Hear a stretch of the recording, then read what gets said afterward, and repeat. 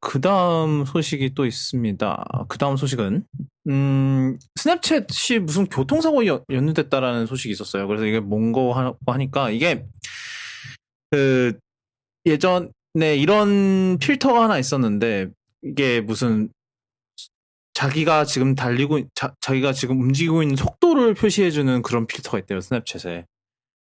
이게 이제 뭐 GPS에 연동을 해서 아마 속도를 알아내는 뭐 자이로나 그런 류의 그런 기능일 텐데, 이거를 이제 미국인들이, 이제 그런 10대 애들이, 미국은 참고로 면허를 만 16세 때 딸 수 있어요. 그래서 아마 이제 해놓고, 여기에 이제 속도 기록 경신을 해보자 이러면서 엄청 미치듯이 달리다가 사고를 냈대요. 그래서 이 17살짜리 애가 최대 시속 123마일이니까 거의 200km거든요. 시속 200km로 가속을 하다가 나무에 박아서 3명이 숨졌다고 합니다. 그래서 이 부모님이 이제 스냅챗의 모회사인 스냅을 고소를 했어요. 왜냐하면은 그 스냅도 같이 연대 책임을 져야 하는 거 아니냐. 왜냐하면은 이 필터를 만들어냄으로써 어, 이 필터로 무모한 짓을 야기를 시켰고, 그로 인해서 우리 아들이 죽었다 라는 요지에 그런 제소를 했는데, 아마 뭐 스냅은 당연히 뭐 개인정보 약관에 뭐 이용 약관에 이거는 그 개인의 안전 면에서 이렇게 책임 있게 사용을 해야 한다라는 뭐 그런 게 있으니까, 그거를 안 따른 당신 아들 잘못입니다 이런 식으로 대응을 하려고 했겠죠, 보나마나. 그런데 저 법원에서 소송을 기각을 하지 않고 진행을 하기로 그렇게 했다고 합니다. 그래서 이게 판결이 누구로 승소하고 그런 게 아니라, 일단은 판결을 진행을 하는 방향으로 일단은 간다고 해요. 재판이 진행이 되게 됐다고 합니다. 이 어떻게 생각하세요? 이 사건에 대해서? 그러니까 정말 이 스냅이, 이게 보통은 이제 물론 이런 문제에 연루가 되면은 이제 뭐 이용 약관이나 개인정보 보호 약관을 내밀면서 우리는 이렇게 하라고 한 적이 없다라는 식으로 보통 이렇게 해서 발뺌하는 경우가 있긴 하잖아요. 회사들 그런 식으로 해서 이제 책임을 회피하려고 하는 그런 경우가 있긴 한데, 이런 거에 대해서 어떻게 생각하시나요?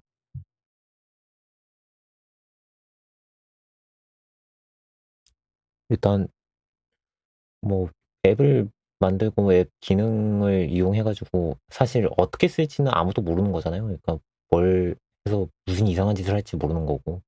앱을 만든 업체들은 생각하지 못하는 방식으로 사람들이 사용을 할 수가 있는 건데, 이걸 가지고 너희도 연대 책임을 물어라 라고 얘기를 하는 거는 사실 조금 저는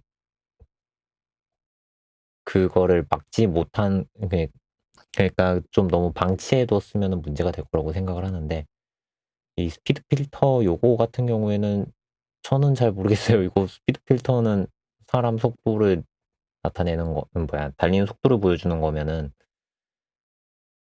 어느 정도는 이걸 좀 야기한 거 같다는 생각은 들거든요. 이것도 이제 자기들, 그러니까 이거 정확하게 이 속도 필터가 대체 뭘 그러니까 처음에 기획 의도가 뭐였는지가 전 궁금해요. 저는 아마 달리기 정도 아닐까요? 달리. 달리기. 난 이 정도로 뛰고 있어. 아니면 자전거. 그러면은 특정 속도 이상을 넘어가면은 아예 필터가 동작 안 되도록 했으면은 되지 그쵸. 않았을까 싶은데. 포켓몬고가 있는데, 생각해보면. 포켓몬고처럼 그냥 일정 속도 지나면은 못하도록 막을 수 있었을 텐데, 그런 걸 안 했다는 거에 있어서는 사실 경쟁을 부추긴 측면도 있긴 하겠네요. 이게 근데 정확하게 어떤 필터인지를 모르니까, 만약에 뭐 누군가가 더 최대 속도로 달렸습니다 뭐 이런 식으로 보여줬거나 아니면은 좀 친구들끼리 비교할 수 있는 기능이 있었다면 제 생각에는 충분히 잘못이 있었다고 보고. 저는 그런 것 같아요. 어차피 스냅챗에 그런 뭐 인스타그램 스토리랑 비슷한 그런 특성상 막 친구들끼리 올려서 막 그랬겠죠.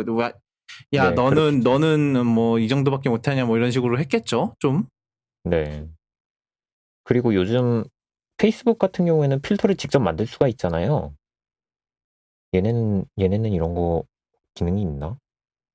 아마 제 생각에 직접 그러니까 사람들이 만들어서 올릴 수 있긴 한데 얘네도 약간 그런 걸 하지 않을까요? 좀 모더레이션 같은 걸 좀 하지 않을까요? 검수를 예, 하겠죠? 검수를 좀 하겠죠. 음. 그러니까 이게 결국은 그 섹션 230이랑도 연결이 돼요. 왜냐하면은 그 섹션 230이 뭐였죠? 저 땅콩고객님, 저 정확하게 정의는 기억이 안 나는데. 소셜 미디어나 각종 인터넷 플랫폼에 유저들이 헛소리하면 그걸 유저들이 책임을 져야지 플랫폼 사업자가 책임지지 않는다는 내용일까요? 그런 상황인데 약간 아마 스냅 입장에서는 비슷한 연유를 해서 아마 섹션 230을 얘기하면서 이게 우리의 책임이라고 보기는 어렵지 않냐. 그러니까 그거를 갖고 우리는 이런 식으로 쓰라고 한 적은 없다. 약간 그런 주장을 폈을 가능성이 높을 것 같아요. 이 이제 섹션 230을 주장을 하면서. 근데 이게 이제 거부를 당한 거죠. 그래서, 그런 면에서 봤을 때도, 이번 재판의 결과가 좀 흥미롭게 될 것 같아요. 왜냐하면 소셜미디어 업 입장에서는 그거 이제 만약에 그 사용자가 올린 거에 대해서 연대 책임을 져야 된다라는 이제 섹션 230이 이제 리필이 이제 없어지고 없어진다 그런 게 아니면 뭐라 그래야 돼요?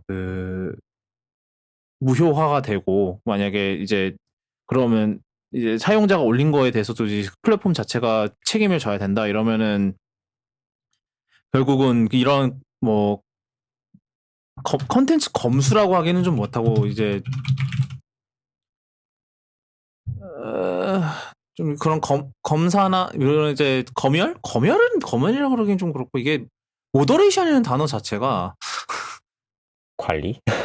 그렇죠. 좀 관리를 자체적으로 좀 더 해야 되는 그런 책임이 생기죠. 그래서 그게 이제 그런 거를 이제 관리할 여력이 없는 이제 소셜 미디어 회사들은 다 도태될 거고 뭐 그리고 불법이 되는 거고 그러면 이제 큰 애들만 남게 된다. 이런 인력을 굴릴 수 있는 뭐 페이스북이나 트위터 같은 애들만 남을 거다. 약간 이런 건데 이게 아무래도 이제 아무래도 뭐 이제 뭐 트럼프 시절에 그런 양극화와 가짜 뉴스와 이런 게 판치게 되면서 좀 대두가 다시 됐던 부분이죠. 제가 알기로는 이게 굉장히 오래된 조항인 걸로 제가 알고 있는데 최근에 와서 이제 트럼프와 이런 극우 세력의 그런 것 때문에 더 이제 화제가 됐던 이제 트럼프 임기 말기 때 화제가 됐었죠. 그리고 지금도 이 부분에 대해서는 아직도 어떻게 할지 바이든 행정부도 아직 정확한 결정은 아직은 못 내는 걸로 아는데 이 재판이 아무래도 그거에도 좀 영향을 미치지 않을까라는 생각이 좀 듭니다.